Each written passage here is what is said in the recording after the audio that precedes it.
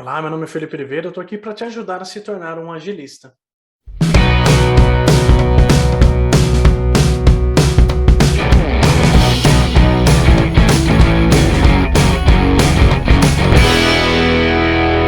Bom, no vídeo de hoje eu quero mostrar para vocês como que algumas questões afetam nossas métricas no dia a dia.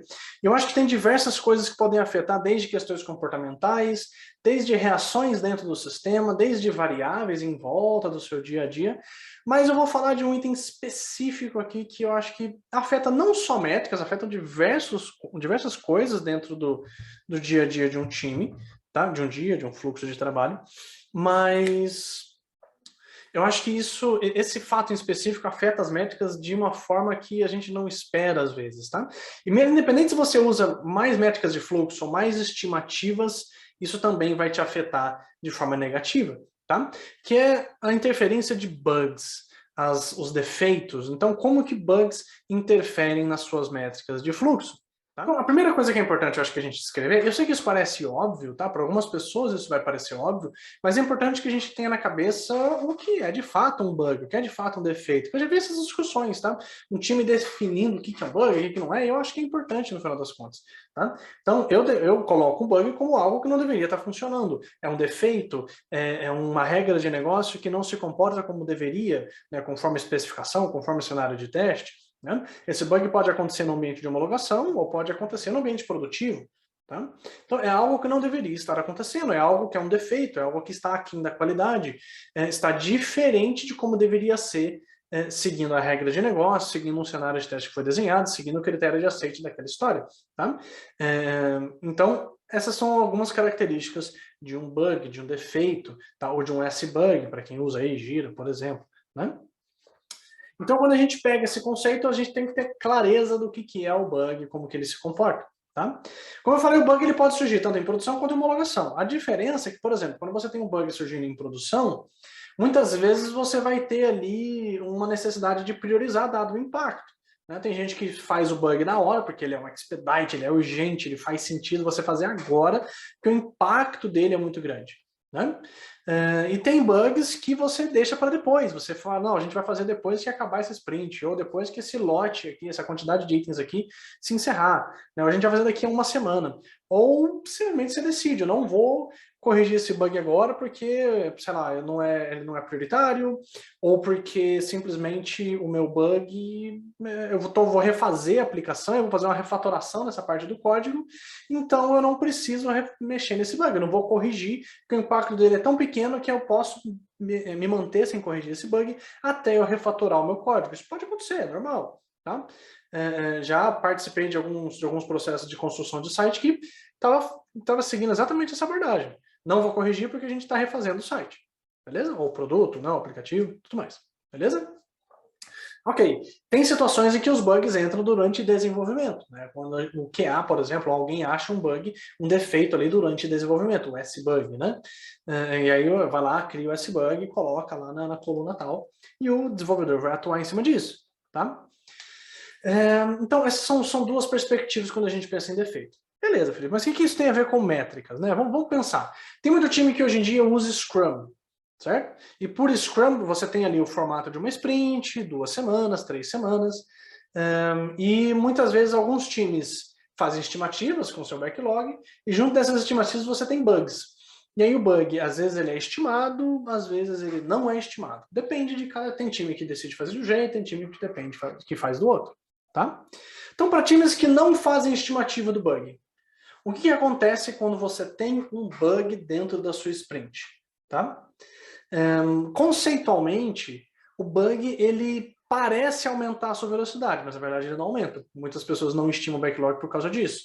Porque quando você fala de estimar um item, tem que estimar um item que dá valor para o produto. Corrigir o bug, ele devolve o valor do máximo, né?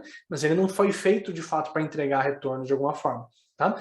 Ele retorna o valor, ele impede que eu continue perdendo o valor, que eu continue perdendo dinheiro, perdendo audiência, perdendo algo que deveria estar me beneficiando e não está. Tá? Então muita gente não estima bug por causa disso. Só que aí, por exemplo, digamos que você tem uma sprint que ocupa mais ou menos 30 pontos por quinzena, né?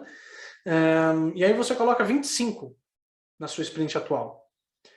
Ah, mas esses os outros 5, por causa do bug. Então, teoricamente, seu bug já tem 5 pontos, né? Certo? Você está tentando separar essa capacidade, então tem essa visão. Ah, não, minha sprint normalmente é 30 pontos, vou colocar 30 pontos, mas tem que corrigir esse bug aqui.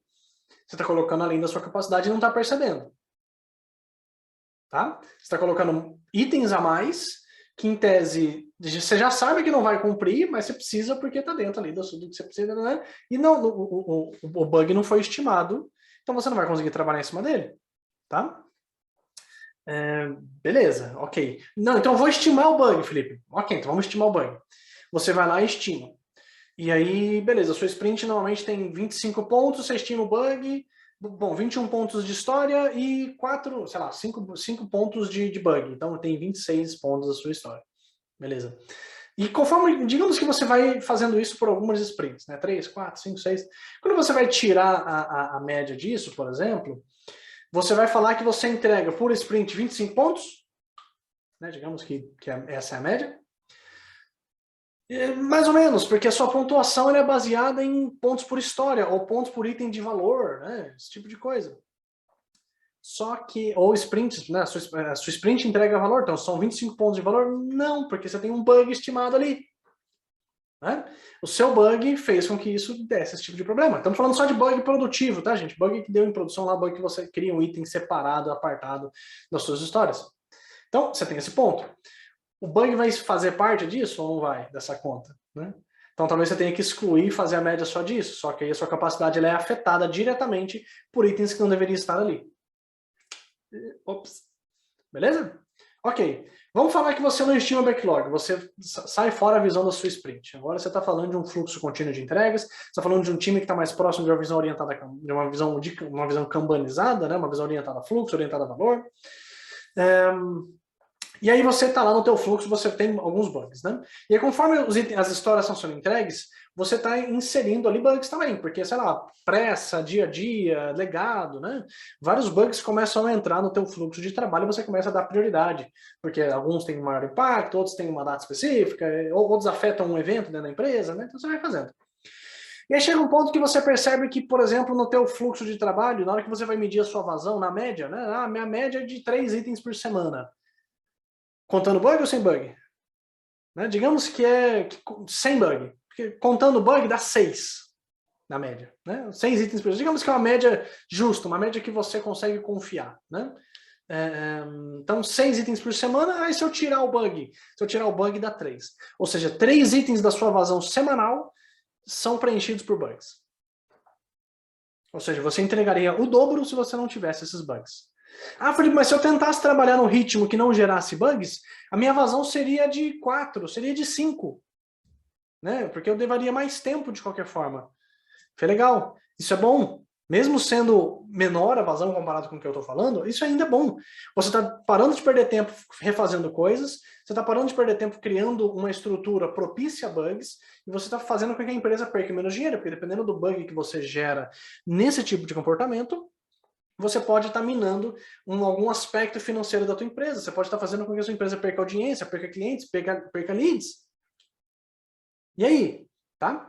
No seu dia a dia, diversos desses bugs trazem algum tipo de impacto. Pode ser um impacto financeiro, pode ser um impacto na satisfação do cliente. E aí, na hora de ver NPS, por exemplo, você vê lá que o NPS está dando problema. Por quê? Porque você tem bugs durante o desenvolvimento. Porque esses bugs estão sendo gerados no seu dia a dia. Tá? Então é importante você ter essa análise. Segundo ponto, né, quando você pensa em work in progress, o seu work in progress é baseado em alguns cenários falando de quantidade de itens no teu fluxo. Né? Quantidade de itens por bug, por história, você vai ter que mediar essa questão. Se você tem, por exemplo, uma demanda urgente e tem um bug urgente, esse bug vai passar na frente. Tá? Consequentemente, aquela demanda urgente vai atrasar, e você vai deixar de ganhar dinheiro, porque um bug, muitas vezes, é mais problemático do que uma demanda, né? Uma iniciativa, uma história, etc. Tá? E aí, em cima disso, se você tem diversos desses cenários, você sempre vai estar refém aos bugs. Você sempre vai estar refém a esse tipo de estrutura, a esse tipo de processo. Né? Eu desenvolvo com bug para depois corrigir, só que aí todas as suas métricas são afetadas por isso. A sua vazão vai ser menor, o seu lead time vai acabar sendo maior, porque você vai deixar de fazer uma história para fazer um bug, consequentemente o seu cycle time vai aumentar, o seu lead time vai aumentar. tá? E os custos em cima do desenvolvimento acabam aumentando. Se você criar um tipo de processo que beneficie a geração de um código, a geração de uma estrutura que impeça ou diminua a quantidade de bugs, você elimina esse nível de desperdício que você está gerando. Tá? Então, no final das contas, Felipe, como que o bug interfere nas minhas métricas? Simples, ele te traz ilusões, ele traz perspectivas que você não deveria, ele impede a sua previsibilidade, o bug ele consegue interferir diretamente na sua vazão, no seu cycle time, no seu work in progress, nos seus ganhos financeiros, no seu churn. Tá? Quantas vezes você já deixou de comprar alguma coisa por causa de um bug num site? Eu já deixei. Tá? Eu já deixei algumas vezes de comprar em um produto. Estou cancelando um serviço hoje, por exemplo, porque tinha bug no processo de cobrança.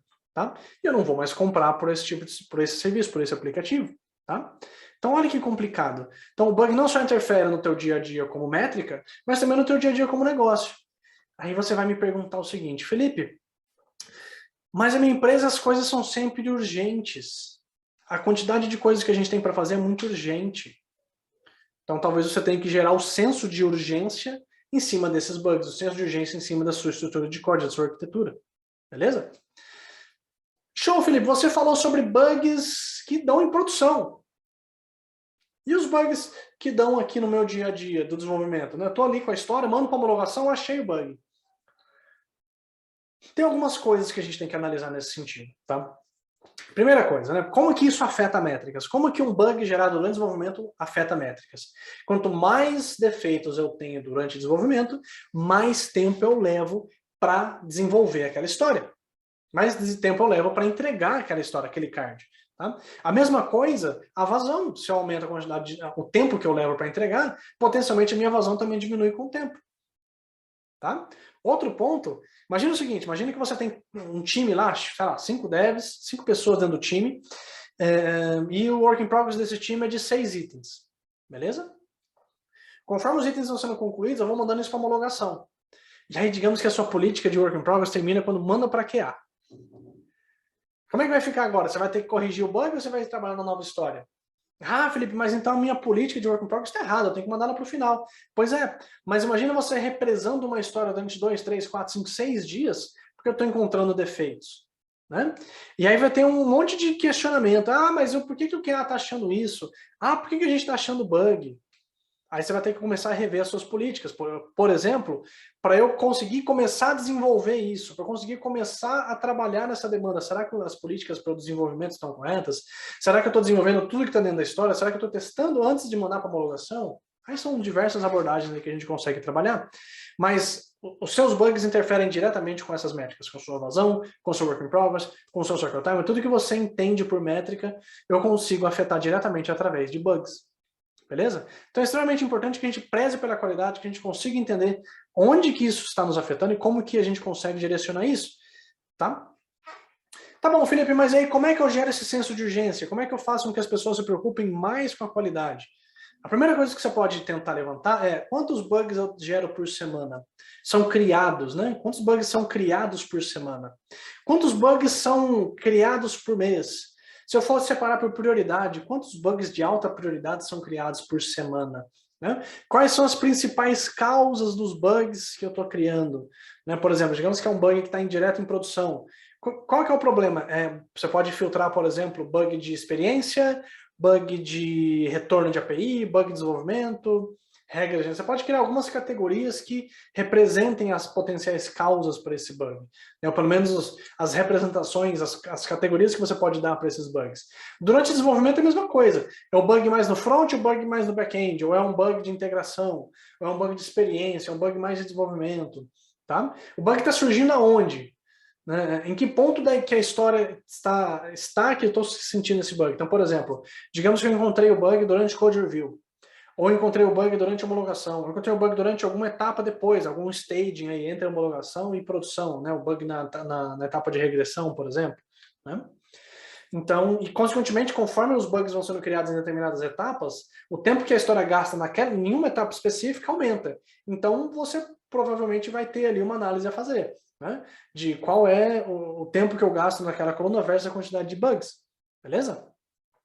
Uma outra questão que você pode ter, e aí é um pouquinho mais difícil, que é qual é o impacto que os bugs estão tendo para o negócio. Então, a partir do momento que eu tive esse bug, o que aconteceu? Caiu a audiência, caiu a quantidade de leads, caiu o faturamento, aumentou o churn? O que rolou durante o período que esse bug surgiu aqui, por exemplo, durante a produção? Tá legal? Você pode criar essas abordagens para dar o senso de urgência adequado para o que você vai mexer. Mais uma vez. Legal. Espero que você tenha gostado desse vídeo, espero que ele tenha sido proveitoso para você, que a gente tenha conseguido ensinar você e solidificar os seus pensamentos, o seu aprendizado para conseguir ajudar a sua empresa, ajudar seu time a resolver esses problemas, entregar com mais qualidade. E mesmo que alguns exemplos que a gente deu aqui não façam parte do seu dia a dia ou sejam um pouquinho fora de contexto, é legal que quando você chegar nesse patamar, quando você esteja nesse cenário, você consiga ter as respostas para os problemas que você está passando, ou que você vai passar. Beleza? Não se esqueça de se inscrever nesse canal, de curtir esse vídeo, de compartilhar com seus colegas, porque vários podem estar sofrendo esses problemas que a gente está falando aqui agora, e esse vídeo pode ajudar essas pessoas, tá? Então se inscreva no canal e até a próxima.